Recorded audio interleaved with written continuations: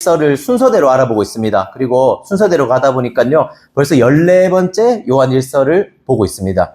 오늘 제목은요, 조금 자극적이고 오늘 내용도 조금 무거울지도 모르겠습니다. 하지만 오늘 내용이요, 우리의 신앙을 점검하고 그리스도께 나아가는데 반드시 필요하다라고 생각합니다. 오늘 설교 제목은요, 교회 안에도 가짜 신자가 있을까입니다. 참 무서우면서도 뜨끔하죠. 사실 제가 제목을 더 직접적으로 지었어요. 우리 교회 안에는 가짜 신자가 있을까 이렇게 지었는데 너무 공격적일까봐 제가 우리를 빼고 교회 안에도 가짜 신자가 있을까라고 지었습니다.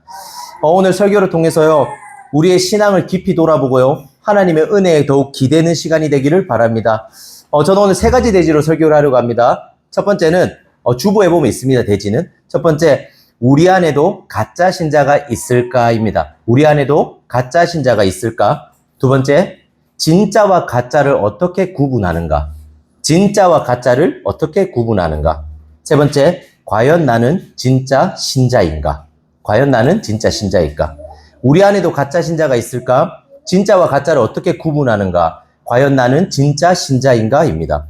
먼저 우리 안에도 가짜 신자가 있을까입니다. 누리는 교회는요, 이제 함께하게 된 지 6개월 정도가 되었고요. 처음에는 아이들을 포함해서 저희가 10명이 있었습니다. 하지만 지금 오늘 보니까요, 저희가 한 17명, 18명 정도가 되는 것 같습니다. 그리고 이건 저 스스로에게도요, 하는 것이 그렇게 쉽지 않은 말이기도 하고요. 굳이 이렇게까지 해야 되나라는 생각을 할 수도 있지만 우리는 우리 스스로에게 이런 질문을 가질 필요가 있습니다. 과연 우리 교회에도 진짜 신자가 아닌 사람이 있을까라는 생각이지요. 참 무섭고 잔인한 말이기도 합니다. 하지만 성경은 이에 대해서 이렇게 말해줍니다. 우리 18절, 19절이거든요. 제가 한번 읽어드릴게요. 들어보세요. 아이들아, 지금은 마지막 때라. 적그리스도가 오리라는 말을 너희가 들은 것 같이 지금도 많은 적그리스도가 일어났으니 그러므로 우리가 마지막 때인 줄 아노라. 그들이 우리에게서 나갔으나 우리에게 속하지 아니하였나니 만일 우리에게 속하였더라면 우리와 함께 거하였으니와 그들이 나간 것은 다 우리에게 속하지 아니함을 나타내려 함이니라. 요한은요, 교회 안에서 함께 했던 사람들 중에 몇몇 사람들이요, 자신들로부터 나갔다고 말합니다. 교회로부터 떠나거나요, 교회가 추구하는 믿음과 다른 믿음을 가졌다는 말이죠. 그리고 그들에 대해서 이렇게 말해요. 그들이 우리에게서 나갔으나 우리에게 속하지 아니하였나니 만일 우리에게 속하였더라면 우리와 함께 거하였을 거니와 그들이 나간 것은 다 우리에게 속하지 아니함을 나타내려 함이니라. 이 말을 이해하기 위해서는요, 그 당시 상황을 조금 이해할 필요가 있습니다. 요한 1서는 교회라는 공동체를 향한 요한의 편지입니다. 이 당시 교회에는요, 여러 이단들의 사상이 들어와 있었는데 그중 가장 대표적인 것이 영지주의였습니다. 이 영지주의는요, 영은 선하고 육은 악하다고 말했습니다. 그러니까 영적인 것을 계속 선호해야 되지만 육으로 하는 건 무조건 다 나쁜 것이라고 말했죠.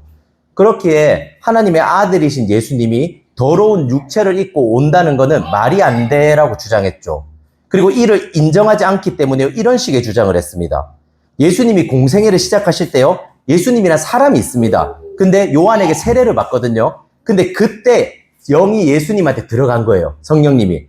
그리고 나서 공생애 사역을 하시다가 십자가에 죽을 수는 없는 거죠. 왜냐하면 육체를 가지고 죽는 거는 신에게 있을 수 없는 일이거든요. 그래서 십자가를 지기 전, 죽기 전에 어떻게 했는 거죠? 영이 떠났다고 말하는 거예요. 세례 받을 때 영이 들어왔다가 예수라는 사람한테, 그리고 그 죽기 직전에 영이 떠났다는 주장을 합니다. 참 터무니없는 주장인 거죠.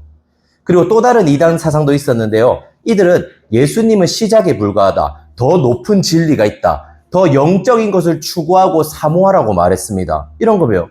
예수님만으로는 충분하지 않다. 더 은밀한 비밀을 추구하라고 말하는 거죠. 영적 세계가 있다는 거예요. 더 뛰어난. 이런 사상은 헬라 문화인 사회에도 전반적인 영향을 미쳤습니다. 그리고 교회 안에도요, 자연스럽게 이런 문화가 들어오게 되었죠. 그리고 교회 안에 많은 사람들이요, 이런 사상에 젖어 들어가기 시작했고요. 이들은 교회 안에서 말씀을 들으면서 의심을 하기 시작했고 사람들에게까지 잘못된 사상을 전하기 시작했습니다. 그리고 이를 교회가 받아들이지 않자요, 이들은 교회를 떠난 겁니다. 그래서 요한은 19절에서 이렇게 말하죠. 그들이 우리에게서 나갔다고요. 즉 그들은요, 우리가 믿는 신앙과 다른 신앙을 가졌고 그렇게 교회와 공동체로부터 떠났다는 겁니다. 그리고 이 일은 교회와 성도들에게 가슴 아프고 고통스러운 일이었습니다. 왜 고통스럽고 가슴 아픈 일인지 아십니까? 요한은요, 그 사람들이 그들 가운데 있다가 떠났다고 말합니다. 이는요, 그들과 함께하던 가족 같은 사람이요, 떠났다는 말과 같습니다. 함께 예배했고요, 함께 교제했고요, 함께 교회를 위해서 봉사하고요, 함께 서로의 사랑을 나누고 서로의 마음을 나누었던 사람이 떠났다는 겁니다. 만약 그 사람들이 처음부터 이단적인 사상을 가지고 있고요, 교회에 분란을 일으키기 위한 사람들이라고 생각해 보세요. 여러분, 이런 사람들이 나가면 사람들이 어떻게 반응할까요? 이 교회 안에서요, 담임 목사인 저와 다른 사상을 가진 사람이 있는 거예요. 제가 목회를 하는데요, 계속 그래서 저한테 태클을 거는 거예요. 왜 이렇게 하는 거죠? 이렇게 하시면 안 되죠. 저는 싫습니다. 이렇게 하는 사람이 있는 겁니다. 여러분, 이런 사람들이 교회를 나가요. 그때 저는 어떻게 생각할까요? 잘 됐고 다행이다라고 생각하겠죠. 그런데 교회를 떠난 사람들은요, 그런 사람들이 아니었던 거예요. 그들과 함께요, 서로 사랑하고요, 서로 삶을 나누었고요, 함께 웃기도 했고요, 함께 울기도 했던 가족 같은 사람이었던 거죠.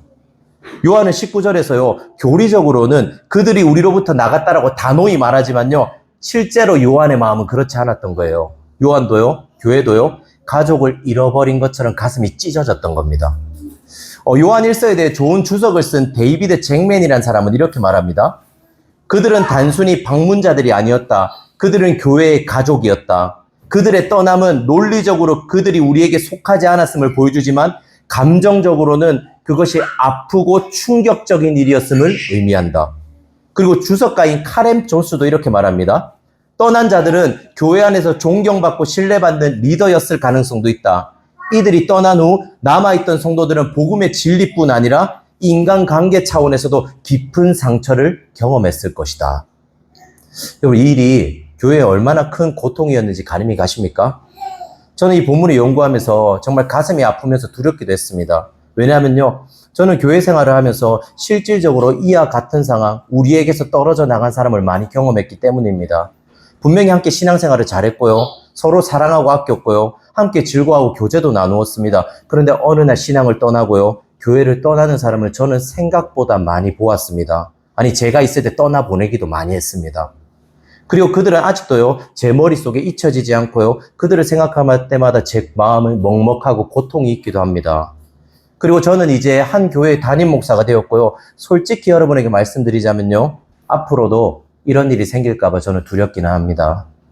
그리고 제가 목회자로서 이런 일이 두려워하는 이유는요, 오늘 본문뿐 아니라 성경 전반에 걸쳐서요, 이 일은 사실이라고 말하기 때문입니다. 마태복음 13장을 보시면요, 예수님은요, 비유를 한 가지 드시거든요. 알곡과 가라지 비유를 듭니다. 근데 이건 어떤 의미인가 하면요, 우리가 눈으로 보는 교회 안에서요, 참된 신자가 있고 가짜 신자가 있다는 말입니다. 또 예수님의 제자 중에요, 가룟 유다라는 사람이 있습니다. 그는 누가 보아도 예수님과 함께 할 때는요, 가룟 유다는 구원받은 사람처럼 보였습니다. 하지만 실제로 가룟 유다는 구원받은 사람이 아니었죠. 처음에는 제자처럼 보였는데요, 마지막에 결국 예수님을 배반했습니다. 이처럼 성경은요, 교회 안에 겉으로 보았을 때는 우리가 알 수 없지만 교회 안에 분명히요, 가짜 신자가 존재하고 있음을 말해줍니다. 그리고 이건요, 우리에게 아주 가슴 아픈 일인 거죠. 두 번째 내지예요. 그럼 우리는 이런 질문을 할 수 있을 거예요. 진짜 신자와 가짜 신자를 어떻게 구별할 수 있냐고요. 여러분, 겉으로 봐서는 우리는 누가 진짜 신자고 누가 가짜 신자인지 알 수 없습니다. 그런데 과연 우리는 어떻게 진짜 신자와 가짜 신자를 구분할 수 있는 거죠? 이는 분명히 단순한 문제는 아닐 겁니다. 그럼에도 저는요, 이 두 가지 이유를 말해서요, 가짜 신자와 진짜 신자를 구분하는 방법에 대해서 말씀드리려고 합니다. 첫 번째 방법은요, 정확한 진리를 기억하는 겁니다. 정확한 진리를 기억하는 겁니다. 우리 18절 말씀 같이 한번 읽어볼까요? 18절입니다. 환해주시면 18절 시작. 저 그리스도가 오리라는 말을 너희가 들은 것과 같이 더 많은 저 그리스도가 일어났으니 그러므로 우리가 마지막 때인 줄 알더라. 요한은 지금 마지막 때라고 말합니다. 그리고 이는 2000년 전인 이 당시와 마찬가지로 지금 우리가 살고 있는 이때도 마지막 때입니다. 마지막 때가 뭘까요? 예수님이 부활하시고 승천하시거든요. 하늘에 오르시거든요. 그리고 다시 오겠다라고 말씀하십니다. 그래서 그 승천하시고 다시 오시는 기다리는 그 모든 시기를 뭐라고 하는가 하면 마지막 때라고 합니다. 그래서 요한이 그때 있던 2000년 전도 그렇고요, 지금도 마지막 때인 거죠. 그리고 이 시기에는 반드시 나타나는 존재가 있다고 말합니다. 누구인가요? 적그리스도입니다. 적그리스도는 영어로요, 안티그리스도예요. 안티그리스도. 안티라는 말 많이 들어보셨죠? 안티라는 건 뭐에 반대하다, 적대하다라는 뜻이거든요. 그런데 안티에 또 다른 의미가 있는데요. 이런 뜻이 있어요. 대신하다, 대체하다. 그래서 적그리스도라는 의미는요, 두 가지 의미를 가집니다. 첫 번째는요, 그리스도의 인격과 가르침을 모두 부정하고 대적하는 반대자들이에요. 기독교를 아주 싫어하고 기독교를 공격하는 불신자들이죠. 그리고 두 번째는요, 그리스도를 대신해서 자신이 그리스도라고 사칭하는 사람들입니다. 요한이 말하는 적그리스도는 이 두 번째를 말하는 거예요. 그리스도를 대신해서요, 다른 대안을 찾는 사람들이요. 그리스도만으로 충분하지 않다, 그리스도 외에 다른 것이 필요하다고 말하는 사람이요, 바로 요한이 말하고 있는 적그리스도인 거죠. 앞서서도 말씀드렸지만 그 당시 교회에는요, 영지주의와 여러 이단 사상들이 들어와 있었습니다. 그리고 이런 이단 사상들의 전파에 힘을 쓴 사람들은 요한은 적그리스도라고 말한 거예요. 이들은 예수님이 육체로 오신 것을 부인했고요, 예수님만으로는 충분하지 않다고 더 신비롭고 더 영적인 것을 추구해야 된다라고 말했습니다. 그리고요, 교회 안의 사람들이 이 말에 점점 설득되어 가기 시작했던 거예요. 적그리스도가 어떻게 성도들을 유혹했죠? 이런 거죠. 너희가 믿는 그리스도는 하나님의 아들이 아니다. 그리고 그리스도보다 더 위대하고 아름다운 비밀이 있다. 우리는 그 영적인 것을 추구하며 살아가 보자라고 말한 거죠. 그들은 성도들에게요, 그리스도만으로는 부족하다고 말했습니다. 그리스도만 있고 그것을 또 더 추가할 만하고 그것을 대체할 만한 무언가가 필요하다고 말했습니다. 그리고 교회 안에요, 이런 분위기는 자연스럽게 늘어갔습니다. 보십시오. 저는 모든 교회에, 더 나아가 우리의 마음 깊은 곳에요, 이런 적그리스도의 영향력이 있다고 생각합니다. 그건 바로요, 복음을 그대로 받아들이지 않는 겁니다. 이건 이런 말입니다. 우리 인생에요, 그리스도만으로 충분하지 않다라고 생각하는 겁니다. 이게 무슨 말인지 설명해 드릴게요. 성경은요, 우리를 죄인이라고 말합니다. 여러분, 죄인의 특징이 뭔지 아십니까? 뭔가를 해야지만요, 우리는 사랑받을 자격이 있다라고 생각합니다. 뭔가 더 수고하고, 뭔가 더 열심히 하고, 뭔가 더 좋은 것을 추구해야지만 그에 합당한 결과물을 우리는 받을 수 있다라고 생각합니다. 내가 착한 삶을 살고요, 괜찮은 삶을 살아야지만 나는 신에게 받아들여질 자격이 있다라고 생각하는 겁니다. 이게 죄인의 특징입니다.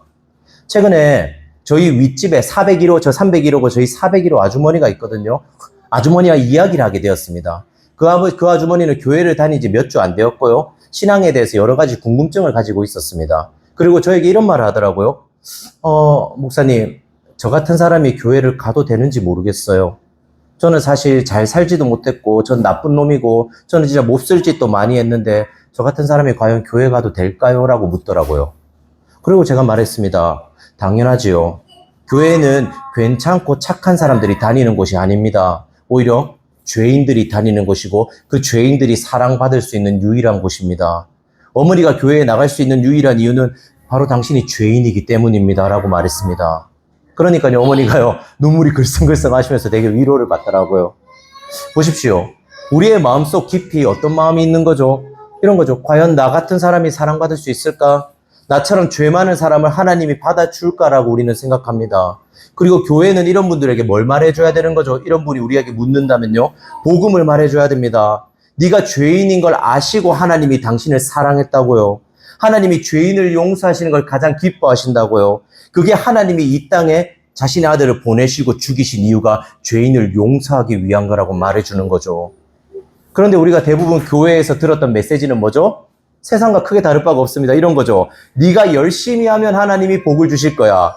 네가 못 살고 네가 순종하지 않으면 너에게 분명히 안 좋은 일이 생길 거야. 혹시 이번에 실패했니? 이번에 너 가족에게 안 좋은 일이 생겼니? 그럼 네 기도가 부족하지 않았는지 생각해봐. 하나님을 향한 네 헌신과 수고가 부족한지 않았는지를 생각해봐. 이런 메시지를 많이 들었죠, 우리는.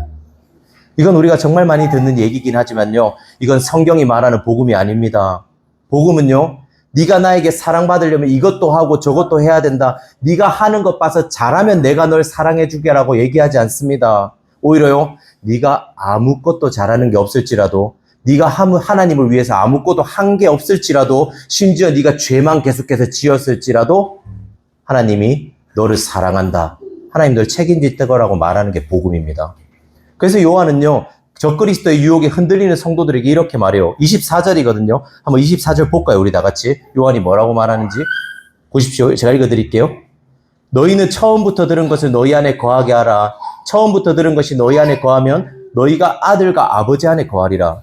그들이 처음부터 들은 것이 뭐죠, 여러분? 요한이 말하는 복음입니다. 우리가 하나님을 위해서 뭔가를 하는 게 아니라 하나님이 우리를 위해서 무엇을 했느냐죠. 이를 이해하기 위해서 제가 한 가지 이야기를 해드리겠습니다. 저는 최근에 목회에 대해서 참 많은 고민을 하고 있습니다. 요한 1서 저자인 요한과 같은 마음을요, 아주 조금은 이해가 되는 것 같습니다. 제가 이런 고민을 할 때마다요, 저는 저 스스로에게 목회에 대한 고민이 있을 때만요, 저는 저 스스로에게 계속해서 채찍을 가합니다. 더 인간적인 열심을 내고요, 더 인간적인 수고를 하라는 채찍이죠. 그렇게 저는 목회에 대해서 갖은 생각에 잠기고요, 목회를 잘할 수 있는 방법을 연구하고 또 연구합니다. 이렇게 하면 성도들이 좋아할까? 이렇게 하면 성도들이 안 좋아하지 않을까라면서 성도들의 눈치도 보고요, 성도들이 그걸 생각하면서 때로는 거기에 휩싸이게 되는 거죠. 그런데 이런 저의 생각의 끝이 뭔지 아세요? 이런 생각을 계속 하거든요. 계속 하다 보면 끝이 뭔지 아십니까? 결국에 염려하게 됩니다. 골똘히 생각해서 어떤 방법이 떠올라도요, 이렇게 생각하는 거죠. 과연 이 방법이 옳을까? 이 방법을 진짜 성도들이 좋아할까? 성도들이 이 방법이 싫어하면 어떻게 하라고 저는 염려하는 거죠. 제 노력과 열심에서 나오는 생각들의 끝은 결국 뭔 거죠? 염려입니다. 이렇게 괴로워하고 있을 때 제 머릿속에 한 가지 생각이 떠올랐어요. 바로 복음이었습니다. 처음 들은 것이요. 내가 예수 그리스도라는 시냇가에 심어진 나무라는 것이 떠올랐습니다. 그러면서 이런 생각이 들었어요. 분명히 누리는 교회는 하나님이 세우셨고 여기 있는 모두가요, 제가 데려온 게 아니라 하나님이 분명히 보내신 건데, 그럼 이 사람들은 내 양이기 전에 이미 하나님의 양인데 나는 왜 이렇게 염려하고 있는 거지? 나는 왜 이 교회를 내 거라고 생각하지? 나는 왜 이 성도들은 내 성도라고 생각하는 거지라고 생각했던 거죠. 그리고 제가 즉각적으로 한 행동이 뭔지 아십니까? 기도를 했습니다. 하나님, 당신을 신뢰합니다. 당신이 세우신 교회와 당신이 보내신 사람들을 당신이 반드시 이끌고 보살필 걸 믿습니다. 내가 그런 하나님을 신뢰할 수 있게 도와주세요. 복음을 생각하다 제가 어떻게 바뀐 건가요? 이전에는 생각을 거듭하다 저는 결국 염려밖에 남는 게 없었습니다. 하지만 이제는요, 기도할 수 있게 된 거예요. 그리고 마음이 편안해졌습니다. 왜냐하면요, 하나님은 저보다 여러분을 잘 알고요, 여러분을 사랑하시기 때문입니다. 제가 굳이 여러분을요, 염려할 필요가 없어진 거죠. 그리고 이건 여러분의 인생에서도 마찬가지일 겁니다. 우리는 인생을 살다 보면요, 분명히 위기가 닥치고요, 예상치 않은 일을 반드시 만나게 되어 있습니다. 이때 우리는요, 우리가 할 수 있는 최선을 다할 거예요. 막 많이 생각도 해보고요, 여러 가지 시도도 해보고요, 생각에 거듭하고도 결국 인간적인 노력의 끝이 뭐죠? 또 염려하게 됩니다. 과연 이게 옳을까? 이 생각대로 하면 내가 잘 될까? 이 문제를 해결할 수 있을까라는 생각이 드는 거죠. 분명히 오랜 생각 고민했음에도요, 우리는 염려하게 되는 거죠. 여러분, 이건 복음적인 생각이 아닙니다. 이건 어쩌면요, 적그리스도의 영향력이 우리를 지배한 겁니다. 왜 그런지 아십니까? 예수님만으로 충분하지 않다라고 생각하는 겁니다. 분명히 나는 예수를 믿고 있는데요, 예수님만으로 충분하지 않은 겁니다. 내 힘으로요, 내 수고와 애씀으로요, 내 생각으로요, 내가 책임지고 노력해야지만 하나님이 날 도와주실 거라고 생각하는 거죠.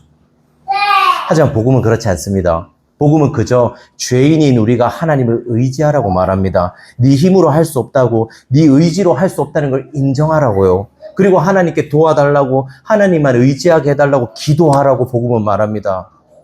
그리고 이는 단순히요, 너의 수고와 열심이 필요 없다는 말이 아니에요. 여러분이 책임질 필요가 없다는 말이 아니고 수고할 필요가 없다는 말이 아닙니다. 그리고 이런 말도 아니에요. 기도를 많이 해서 하나님을 감동시키라는 말도 아닙니다.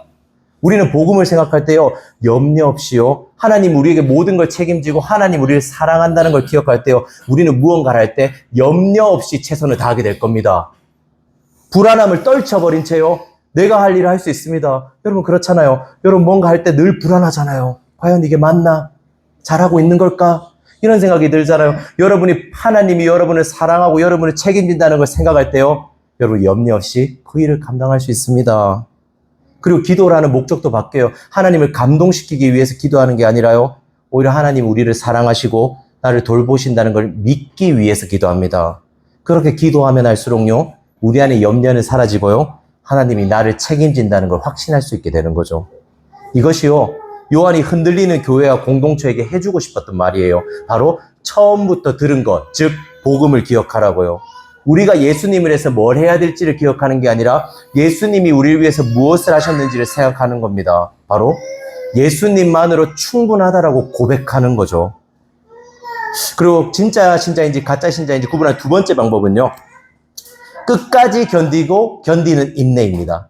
끝까지 견디는 인내요. 우리 19절을 보시면 요한은요. 우리 대 그들이라고 그룹을 대조해요. 우리, 그들. 우리 19절 한번 같이 읽어볼까요? 19절입니다. 시작. 우리에게 속하지 만일 우리에게 속하였더라면 우리와 함께 거하였으려니와 그들이 나온 것은 다 우리에게 속하지 아니하고 나타내려 합니다. 요한은 결국 끝까지 인내하지 못한 자들은요. 이렇게 말해요. 우리에게 속한 자가 아니었다고 말합니다. 이는 이런 말이에요. 우리와 함께 즐겁게 행복하게 신앙생활을 하다가도요. 어떤 일 때문에 결국 교회를 떠나고 신앙을 잃어버리는 사람은 처음부터 구원받은 사람은 아니었다는 거죠. 왜냐하면요. 하나님이 구원하시려고 작정한 사람은요. 반드시 끝까지 견디고 인내하기 때문입니다. 이를 교리적으로는 이렇게 말해요. 들어보세요. 성도의 견인이라고 말합니다. 성도의 견인. 하나님이 우리를 견인한다. 끌고 간다는 의미가 아니에요. 견인차 아니에요. 하나님을 견인한다는 것을 끌고 간다는 게 아니라 하나님께서 구원받은 성도에게 끝까지 견디고 인내한다는 말이에요. 끝까지 견디고 인내한다. 그런데 우리는 이 교리를 받아들일 때 조금은 의문을 가질 때가 있습니다. 이런 경우요. 누가 보아도 신앙이 있어 보이고요. 교회 생활도 잘했습니다. 정말 하나님과 교회를 사랑하는 것처럼 보여요. 근데 그런 사람이 교회를 떠나는 거예요. 우린 이럴 때 혼란스럽게 됩니다. 분명히 구원받은 사람처럼 보였는데 교회와 신앙을 떠났으니까요. 이에 대해서 요한은 말하는 거예요. 예수 그리스도를 믿는 신앙과 그 신앙의 공동체인 교회를 떠나는 건 어쩌면요. 그 사람이 구원받은 사람이 아니라고 말하는 거예요. 신앙생활을 잘할 때는요. 그 사람이 분명히 구원받은 사람처럼 보였습니다. 하지만 실상은요. 그 사람은 끝까지 인내하지 못하고 어떻게 된 거죠? 떠난 거죠. 이것이 가짜 신자의 특징입니다.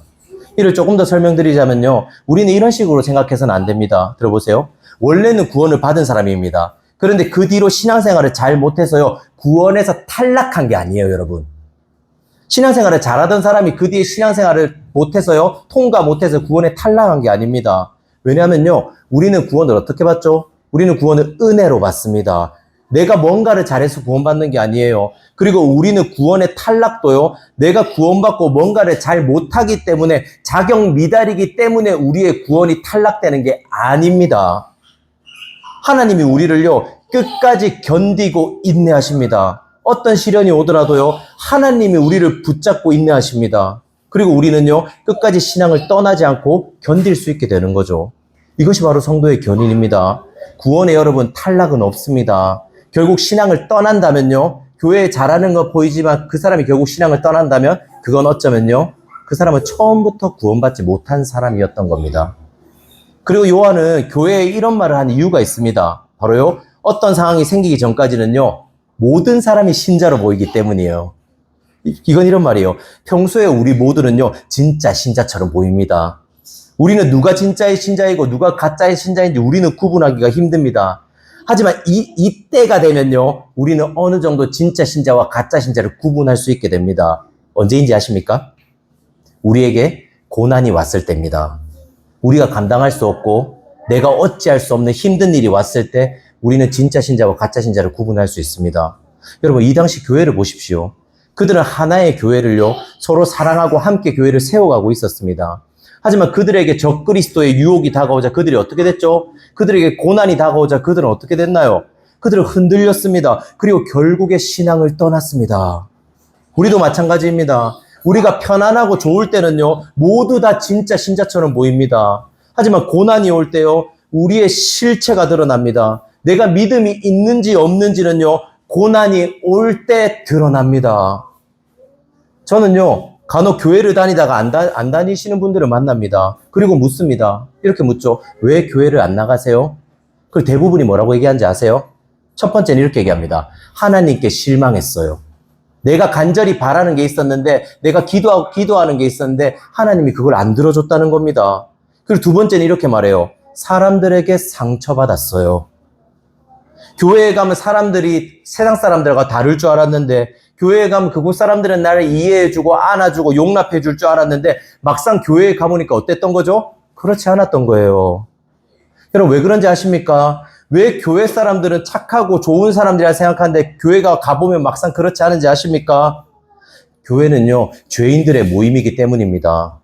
죄인인 사람들이 모여서요, 하나님의 은혜로 살아가는 곳이 교회입니다. 완전하고 아름답고 좋은 사람들이 있는 곳이 교회가 아니라요, 죄인들이 용서받고 용납받고 사랑받는 곳이 바로 교회입니다. 그렇기 때문에 교회 안에서 죄인들끼리 모여서요, 때로는 서로 상처도 주고 아픔도 주기도 하는 겁니다. 그리고 이런 고난들을 맞이할 때 많은 사람들이 어떻게 되는 거죠? 교회를 떠나는 거죠. 이런 사람들에게 성경은 말합니다. 만일 그들이 우리에게 속하였더라면 우리와 함께 거하였으리며 그들이 나간 것은 우리에게 속하지 아니함을 나타내려 함이라. 하지만 진짜 신자는요, 이런 상황에서도 끝까지 인내합니다. 때로는 하나님이 내 기도에 응답해 주시지 않는 것 같아도, 때로는 교회 사람들이 나에게 상처를 주는 것 같아도, 나에게 이해할 수 없는 어려운 일과 고난이 닥치더라도요, 끝까지 인내하고 나아갑니다. 여러분, 어떻게 이게 가능한지 아십니까? 바로 성도의 견인을 믿는 겁니다. 하나님이 우리를 끝까지 견디고 인내하고 계시다는 걸 믿는 겁니다. 한번 생각해 보세요. 여기 있는 모든 분들은요, 하나님이 내 기도에 응답 안 해줘서 실망한 적이 있을 거고요, 교회에서 무수히 많은 사람들에게 상처를 받았던 경험이 있을 겁니다. 상호선생님, 그렇지 않아요? 그리고 우리는 또 그것도 알아요, 여러분? 우리도 상처를 입지만요, 우리도 무수히 많은 상처를 상대방에게 주기도 합니다. 그리고 우리는 본능대로 했다면요, 이곳에 내가 자신 있게 남아있을까라고 말할 수 있는 사람은 아무도 없습니다. 저부터 말이죠.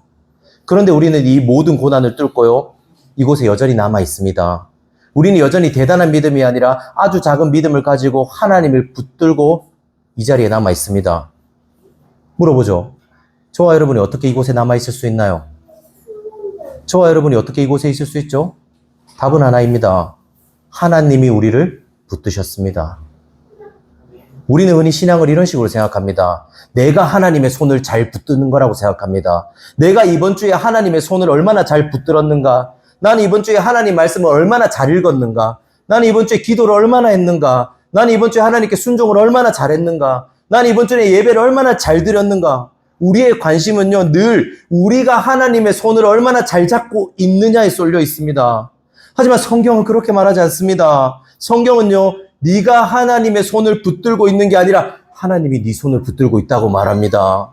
우리가 믿음이 좋다는 건요, 우리가 하나님의 손을 굳게 붙드는 걸 말하는 게 아니라요, 하나님이 내 손을 굳게 붙들고 있다는 걸 믿는 게 믿음이 좋다고 말하는 겁니다. 그래서 우리는 하나님이 우리의 손을 붙들고 있다는 걸 믿기 때문에요, 기도하고 말씀 읽고 순종하고 오늘도 예배 드릴 수 있는 거예요. 보십시오. 우리 중에 어느 누가요, 나는 진짜 하나님을 잘 붙들었어요 라고 말할 수 있나요? 우리 중에 어느 누가요, 나는 진짜 하나님을 잘 붙들었기 때문에 내가 이 자리에서 예배 드릴 수 있어요 라고 말할 수 있는 사람이 있나요? 그런 사람 여기 아무도 없습니다. 우리는 틈만 나면 죄를 지었고요, 틈만 나면 하나님과 교회를 떠나고 싶어 했습니다. 틈만 나면요, 우리는요, 하나님보다 더 중요한 걸 챙겼고요, 틈만 나면 우리는 하나님의 손을 놓으려고 애를 썼습니다. 하지만 그때마다요, 하나님 우리의 손을 붙들었습니다. 그때마다 그분이요, 우리의 죄를 견디고 인내하셨습니다. 그분이 우리의 손을 절대 놓지 않았다고요. 이것이 성도의 견인입니다. 그분이 우리를 끝까지 견디고 인내하신 거죠. 진짜 신자는요, 이것을 믿는 겁니다. 나는 여전히 믿음이 없어서 그분을 오해하고 그분을 실망하고 그분과 멀어지지만, 그런 나를요, 하나님은 끝까지 참고 견디고 인내하고 기다리십니다. 그리고 우리가 잡은 손을 놓지 않으시는 거죠. 바로 자신의 성도들을 하나님이요, 견인하시는 거예요. 진짜 신자들은요, 이것을 믿는 겁니다. 그리고 이것이요, 진짜와 가짜를 구분할 수 있는 방법입니다. 마지막 대지입니다. 그렇다면 우리는 이렇게 물을 수 있을 거예요. 내가 진짜 신자라는 걸 어떻게 알 수 있나요? 나는 여전히 고난 앞에서 낙담하고 좌절하고 그리스도만으로 충분하다고 말하지 않고 여전히 내 뜻대로 살고 싶은데, 내가 진짜 신자라는 걸 어떻게 알 수 있을까요? 여러분 20절은 이렇게 말합니다. 20절 한번 볼까요, 같이? 20절은 이렇게 말해요. 제가 읽어드릴게요. 너희는 거룩하신 자에게서 기름 부음을 받고 모든 것을 아느니라. 요한은 우리가 신자인 걸 어떻게 아냐는 질문에 이렇게 말합니다. 너희는 거룩하신 자에게서 기름 부음을 받고 모든 것을 안다고요. 이게 무슨 말일까요? 거룩하신 자는 예수님을 말합니다. 그리고 기름 부음을 받는다는 건요, 성경에 자주 나오는 표현이거든요. 여기서는요, 이런 말이에요. 우리 안에 성령님이 계시다고요. 우리 안에 성령님이요. 그리고 성령이 우리 안에 계시기 때문에 모든 것을 안다라고 말합니다. 성령님의 역할이 뭔가를 알게 해주는 거거든요. 그리고 이는 번역이 조금 아쉬운데요. 모든 것을 안다는 표현보다 이런 표현이 더 좋아요. 너희 모두는 안다. 모든 것을 아는 게 아니고 너희 모두는 안다라는 말이 더 적합합니다. 진짜 신자에게는요, 성령님이 거하십니다. 그리고 성령님은 우리로 하여금요, 어떤 지식을 알게 하세요. 어떤 지식인지 아십니까? 바로 예수님이 우리를 위해서 하신 일을 알게 하시는 거예요. 예수님이 우리를 위해서 어떤 일을 했는지 그 지식을요, 성령님이 우리에게 알게 하신다고요.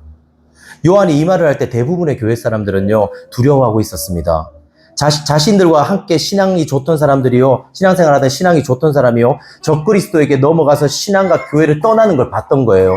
교회가 흔들리고 있었고요, 많은 사람들은 교회 안에서 혼란스러워하고 있었습니다. 여러분 한번 생각해 보십시오.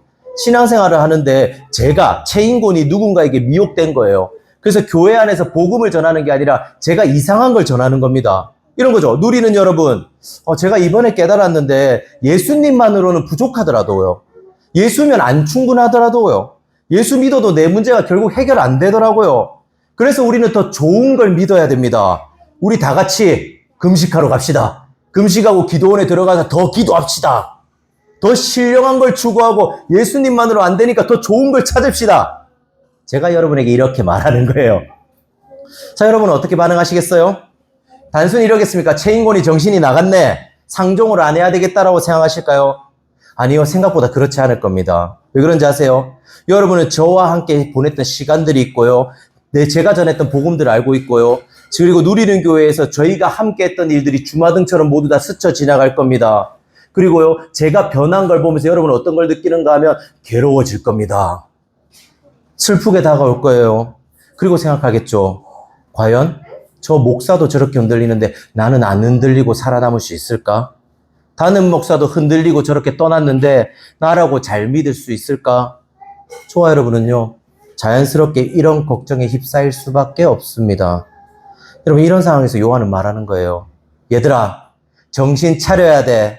기억해, 너희 안에 성령이 있단다. 성령이 너희에게 가르쳐 줄 거야. 예수님이 어떤 일을 했는지, 다른 걸 보지 말고 예수님이 어떤 일을 했는지를 보라고 너희 안에 성령이 너에게 알려줄 거야 라고 말하는 거죠. 요한이 무슨 말을 하고 있는 거죠? 신앙이 흔들리고요, 과연 나는 잘 믿을 수 있을까? 나는 진짜 신자가 맞을까라고 걱정하는 사람들에게요, 걱정하지 마. 믿어. 네 안에 성령님이 계시고 그분이 너에게 예수님을 보여줄 거야. 너는 예수님을 믿을 거야 라고 말하는 거예요.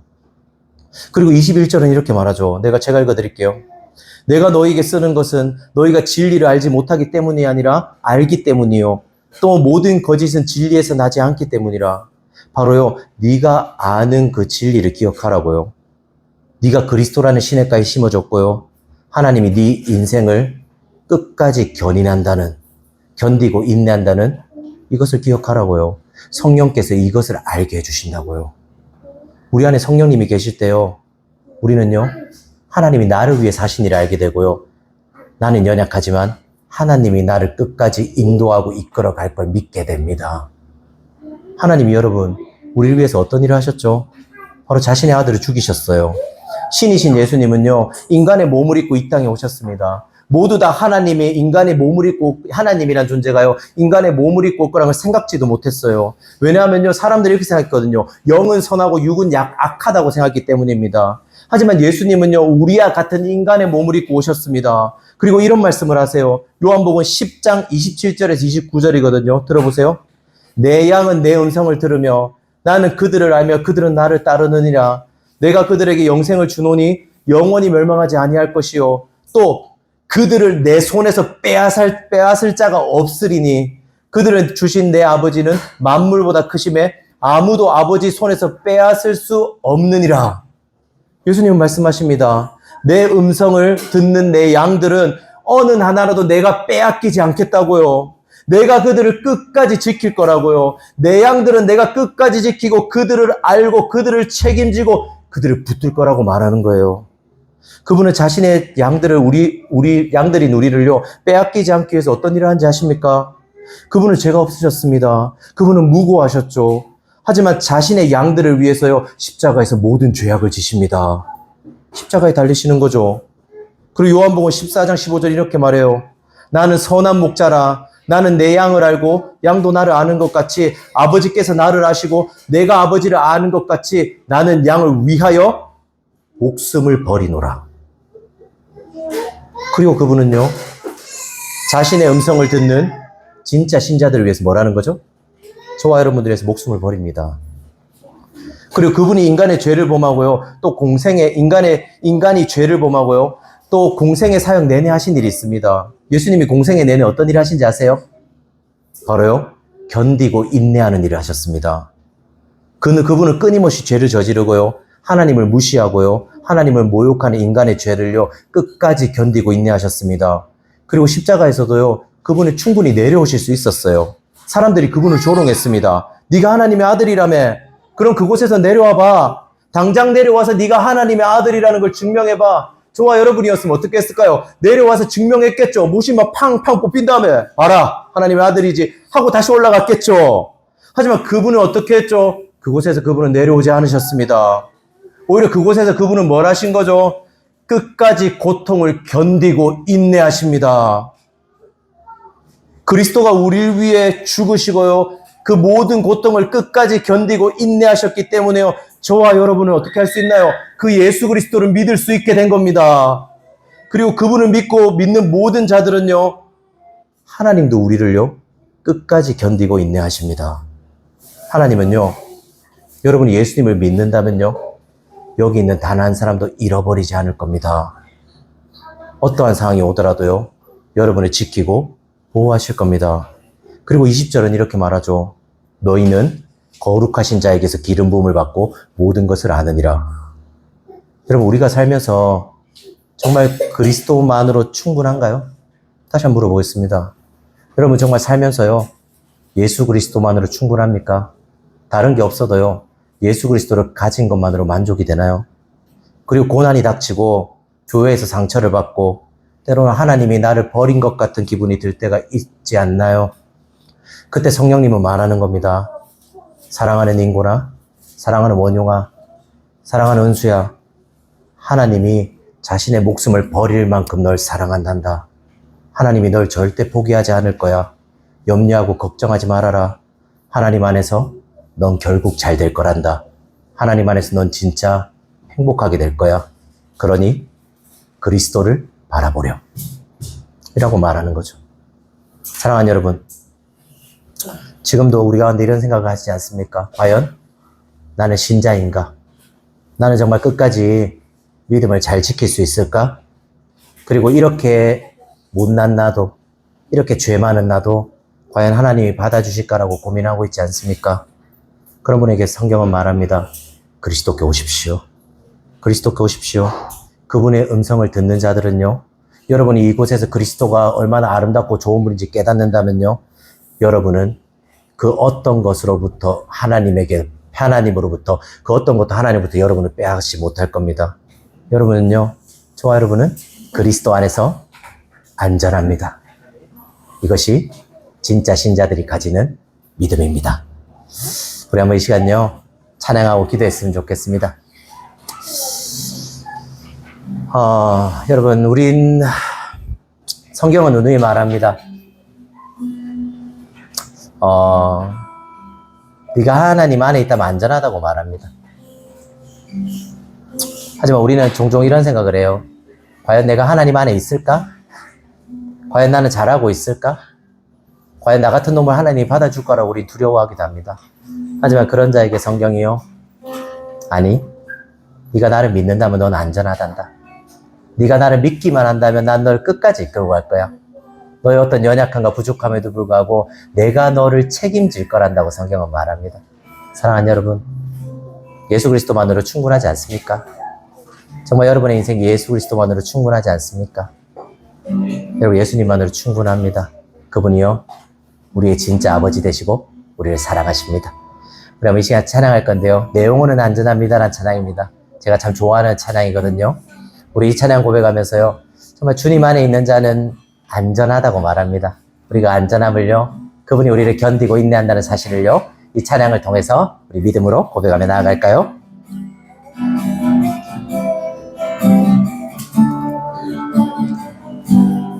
내 아버지, 내 아버지,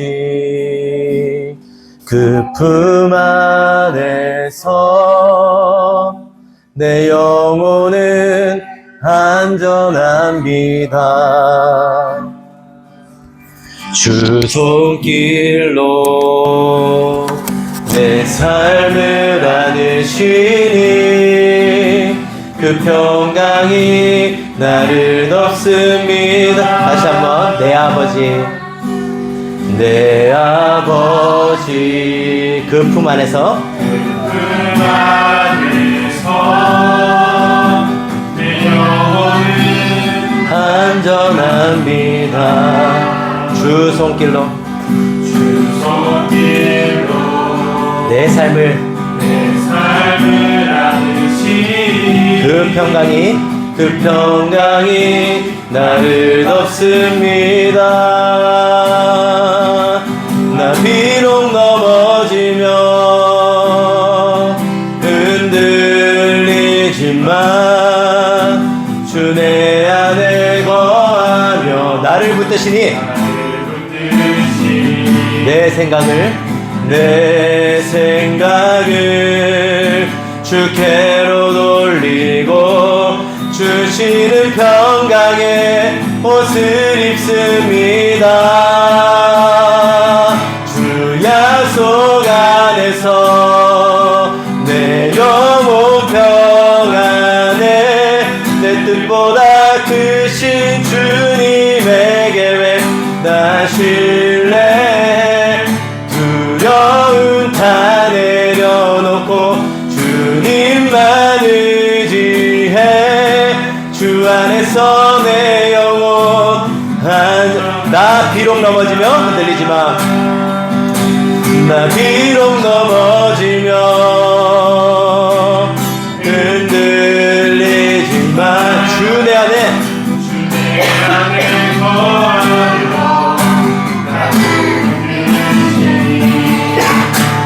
내 생각을 주께로 돌리고 주시는 평강의 옷을 입습니다. 주 약속 안에서 내 영혼 평안에 내 뜻보다 크신 주님의 계획 나 두려움 다 내려놓고 주님만 의지해 주 안에서 내 영혼 주 약속 안에서 내 영혼 내 뜻보다 크신 주님의 계획 나 신뢰 두려움 다 내려놓고 주님만 의지해 주 안에서 내 영혼 안전합니다. 주 약속 안에서 내 영혼 평안에 내 뜻보다 크신 주님의 계획 나 신뢰해 두려움 다 내려놓고 주님만 의지해 주 안에서 내 영혼 안전합니다. 우리 한번 기도하며 나갑시다, 여러분. 우리 참 인생이 불안전해요, 맞죠? 우리 열심히 살려고 하잖아요, 다들. 다들 최선을 다해 살고 잘 살아보려고 하잖아요. 하지만 그때마다 우리에게 어려운 일은 닥쳐요. 예상치 못한 일은 닥치고요. 그리고 그럴 때 우리는 이런 생각도 하죠. 과연 내가 진짜 신자인가? 이런 상황 앞에서 이렇게 무너지는데 과연 나는 진짜 신자가 맞을까라는 두려움이 쌓이기도 합니다. 여러분 아시잖아요. 여러분의 연약함을. 그럴 때마다 여러분 스스로에게 두려움이 들잖아요. 그런 우리에게 하나님은 말합니다. 얘야, 네가 예수님 안에 있다면, 네가 예수님을 의지하고 있다면 나는 너를 끝까지 붙들 거란다. 난 절대 널 잃어버리지 않을 거야. 너를 끝까지 붙들어서 결국 나의 사랑하는 자녀로 만들 거란다고 말합니다. 여러분 이 시간 우리의 연약함 때문에 두려우신 분들 있죠. 우리 연약하심 때문에 나는 진짜 신자인가라고 의심하는데 때로 이럴 때 있잖아요. 나는 진짜 신자라고 스스로를 가스라이팅 할 때가 있잖아요. 그러지 않아도 괜찮습니다. 여러분 오히려요 예수님을 바라보는 게 필요합니다. 이 시간 한번 기도할 때 이렇게 기도합시다. 나는 예수님만으로 충분합니다. 나는 예수님만으로 충분합니다. 그리고 예수님 안에서 나는 안전합니다. 나는 절대 하나님이 아닌 다른 것에게 빼앗길 수 없습니다라고요. 이 시간 우리의 믿음을 고백하며 나갑시다. 하나님 아버지 이 시간 우리의 믿음을 고백하면서 나아갑니다. 하나님 우리가 우리 연약함과 부족함이 있음을 고백합니다. 그럴 때마다 우리가 나는 과연 진짜 신자인가? 난 정말 하나님의 사랑을 받는 자가 맞는가? 정말 하나님이 날 사랑하시는가? 날 돌보시는가라고 의심할 때도 있습니다. 하지만 그런 상황에서도 하나님 우리에게 말씀하십니다. 내가 너를 붙들고 끝까지 인도하겠다라고 말씀하십니다. 내가 너를 끝까지 견디고 인내하겠다라고 말씀하십니다. 이 하나님을 더 신뢰할 수 있게 도와주십시오. 이 하나님을 더 사랑할 수 있게 도와주십시오. 이 하나님과 함께 우리가 평생을 함께 한다는 걸 기억할 수 있게 도와주십시오. 주 약속 안에서 내 영혼은 안전합니다. 주 약속 안에서 내 영혼은 안전합니다. 그 어떤 것도 나를 하나님에게서 빼앗아갈 수 없습니다. 그 어떤 것도 나를 하나님에서 앗아갈 수 없습니다. 나는 주 안에서 안전합니다. 나는 주 안에서 안전합니다. 나는 주 안에서 안전합니다. 그분의 사랑 안에서 나는 안전합니다. 예수 그리스도 안에서 나는 안전합니다. 예수 그리스도만이 나는 충분합니다. 예수 그리스도 안에 있는 모든 것들이 능히 해결될 수 있습니다. 예수님만으로 충분한 인생입니다. 예수님만으로 나는 충분합니다. 주님 당신만으로 충분한 인생입니다. 당신이 날 사랑하시고 날 돌보시다 사시면 날 충분합니다. 그런 사랑을 더 경험할 수 있게 그런 상황을 더 알아갈 수 있게 도와주십시오. 아버지를 더 알고 더 누릴 수 있게 도와주시옵고 이번 한 주도 당신을 사랑할 수 있게 도와주십시오. 하나님 아버지 감사합니다. 오늘도 하나님의 은혜로 이 자리에 우리가 서 있음을 고백합니다. 여기 어느 누구도 내가 잘해서 이 자리에 있는 사람은 없습니다. 우리가 진짜 신자가 될 수 있는 것은 오직 당신이 우리를 견디고 인내하셨기 때문입니다. 오늘도 우리의 연약함은 하나님 앞에서 잘 드러납니다. 하지만 그런 연약함도 당신을 견디고 인내하시고 우리를 이끌고 가십니다. 하나님, 우리는 그런 하나님의 성도의 견인을 믿습니다. 그리고 우리가 하나님의 사랑과 우리가 주 안에서 안전하다는 걸 믿습니다. 이걸 믿으면서 또 한 주를 또 하나님의 자녀로 또 살아갈 수 있게 도와주십시오. 이 모든 말씀 예수님의 이름으로 기도드렸습니다. 축도하겠습니다. 이제는 주의